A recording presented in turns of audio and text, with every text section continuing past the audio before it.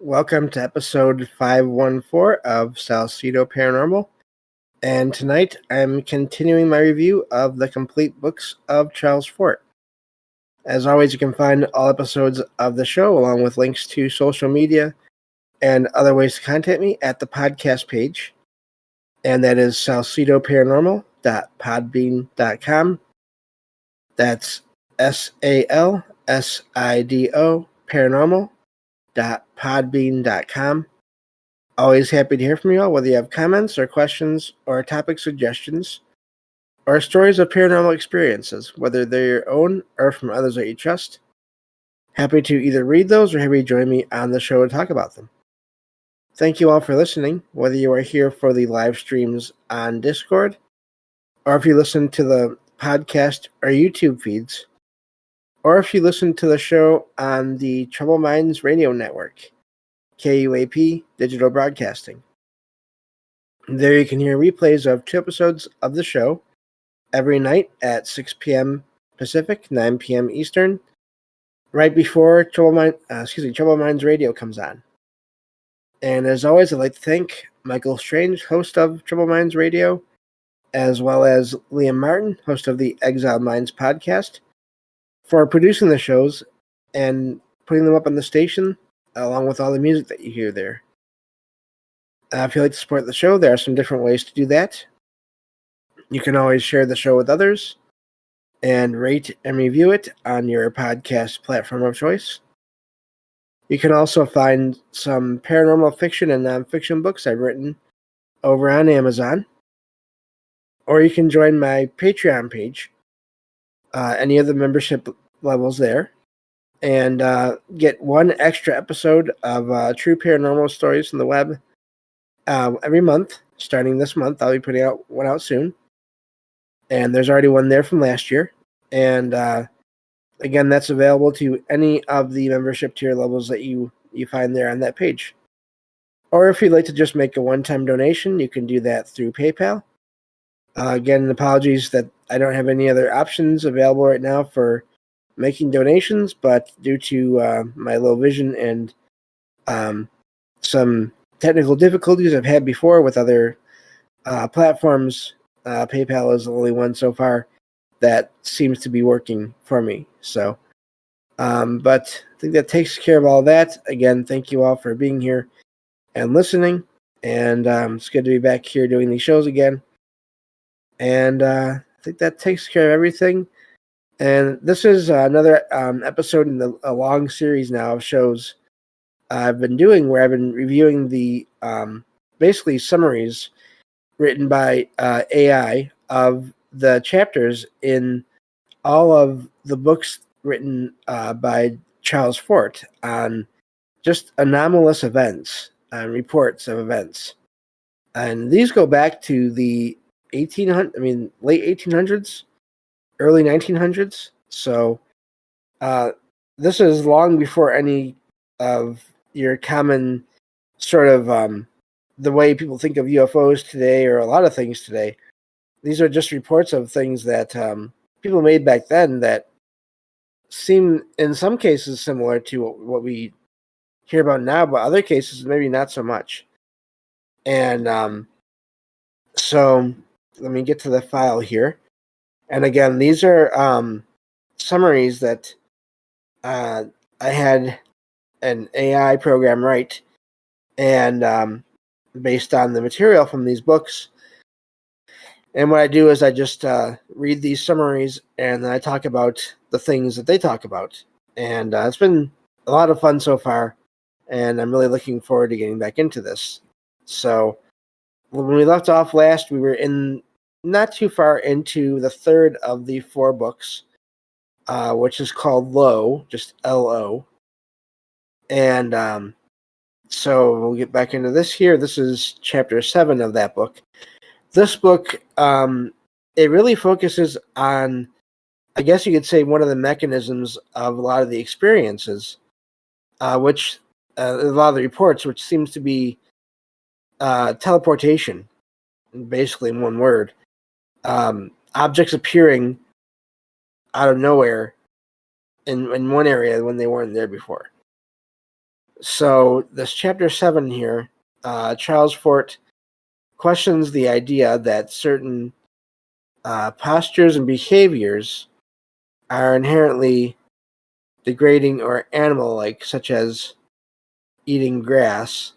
He describes a mysterious invasion of giant African snails in, let me see here, a place I'm not sure, I've never heard of it. It's Calatura, and it says a comma there, and then Ceylon, Ceylon. I don't even know where that is. In 1910, says that attempts were made to conventionally explain their sudden appearance from a small introduction decades prior. But again, this is apparently a large amount of these giant African snails.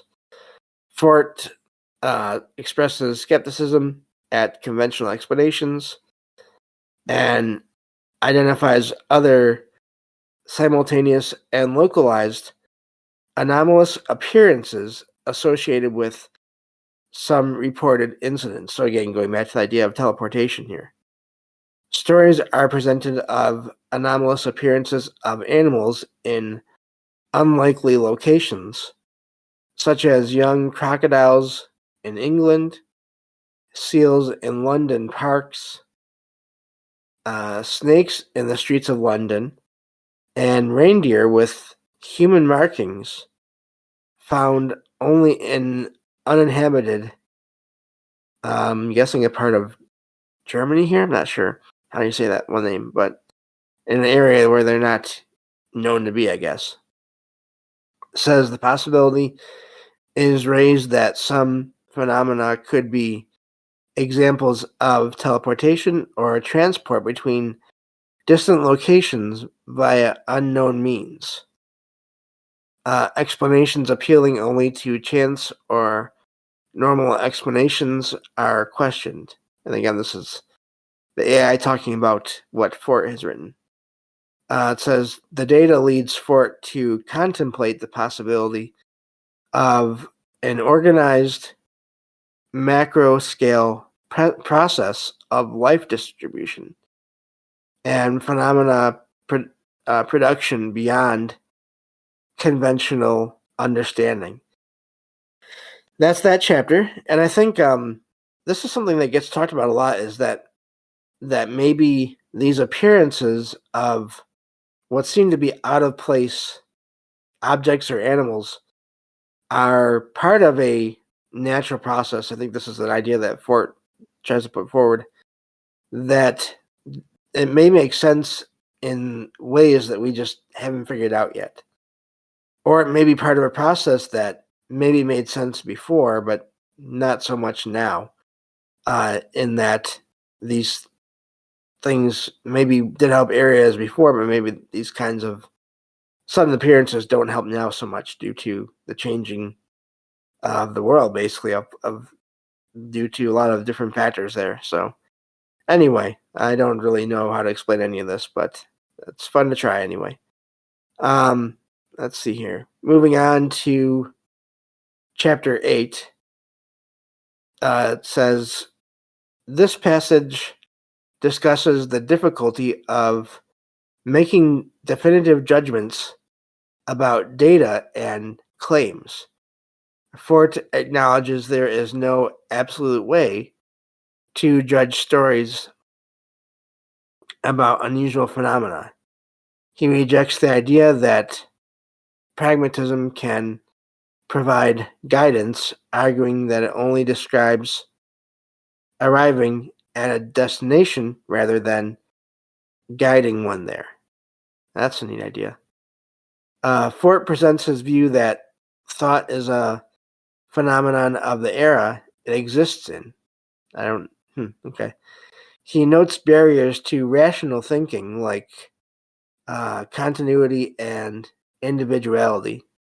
The passage also discusses how reputations and prestige can survive being proven wrong, using the example of astronomers claiming to discover Lowell's proposed planet, only to be repeatedly wrong about its location and orbit.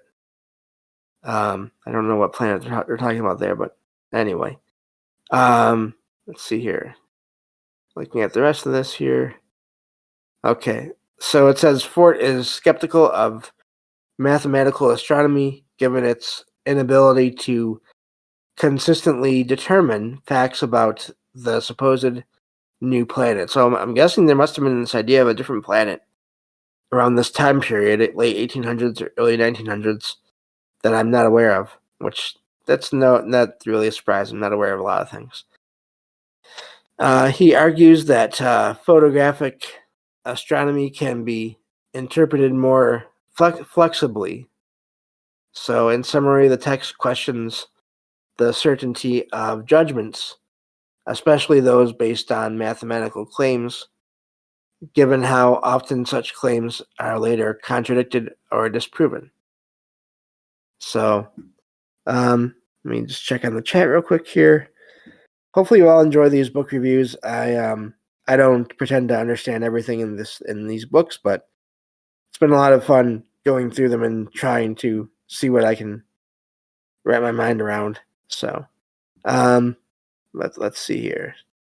Moving on to the next chapter here, chapter 9, I believe. Let's see here. Yep, chapter 9. This text discusses strange animals and creatures that have allegedly been seen throughout history, challenging mainstream scientific explanations. It mentions the Jersey Devils, reported in New Jersey, as well as a strange creature exhibited in London in 1878 with a boar-like head and curly tail. It talks about reports of large unknown creatures in Australia and South Africa in the late 19th century. It discusses remains of an unknown monster washed ashore in Scotland in 1908, described as having a large skull, unlike any known animal, and a 3-foot-long tongue. That's pretty long. It mentions sightings of unusual creatures near the time of the 1886 Charleston earthquake, suggesting they may have been teleported from elsewhere. It talks about reports of hairy, fur-covered monsters seen in seas around Australia and New Jersey in the U.S. here, arguing they could not be ordinary sea creatures. It challenges paleontologists' reconstructions of fossil remains, suggesting missing parts are filled in with plaster to fit conventional frameworks. Let me see. Overall, the text collects reports of strange creature sightings and remains, and to challenge the mainstream scientific views and suggest alternative explanations like creatures coming from other worlds. So in a sense, basically there he's talking about the idea of cryptids and cryptozoology, I believe, in a way. So, neat section there. Chapter 10. The text discusses mysterious glowing objects or beings that have been observed over the years in various places, including Brown Mountain in North Carolina. That's, of course, the Brown Mountain Lights. Norfolk in England, and Low Erne in Northern Ireland. I'm not sure. I apologize for not saying that right. It says so Charles Fort is critical of scientists who have dismissed reports of these phenomena, so basically these lights, without seriously investigating them. In North Carolina, the luminosities appear and disappear over long periods of time. When locals asked the U.S. Geological Survey to investigate in 1922, geologists simply categorized the lights as car headlights or train lights or house lights or brush fires without looking into the actual mysterious lights. So it's going into each of those things I mentioned here. In Norfolk in 1907 to 1908, glowing objects like brilliant electric lights flew around fields. The theory they were luminous owls was put forth. That's the animal. But no convincing evidence was produced. I've never heard of a glowing owl, but I could be wrong. Locals continued seeing two bright lights, even after one man claimed to have shot a luminous owl. Let's see here. I mean, I can understand like lights catching on different animals and making it look like they're glowing, but I don't know. That seems odd to me. It says in Warwickshire, England, in 1923, intense moving lights hovered over a farmhouse. One returned a year later in Northern Ireland from 1905 to 1912. That's 7 years. Motor lamp, so I guess headlight-shaped objects repeatedly appeared. Fort argues, I lost my spot. There we go. That scientists have been too quick to dismiss these phenomena as nonsense without seriously investigating them. He provides multiple examples where conventional explanations were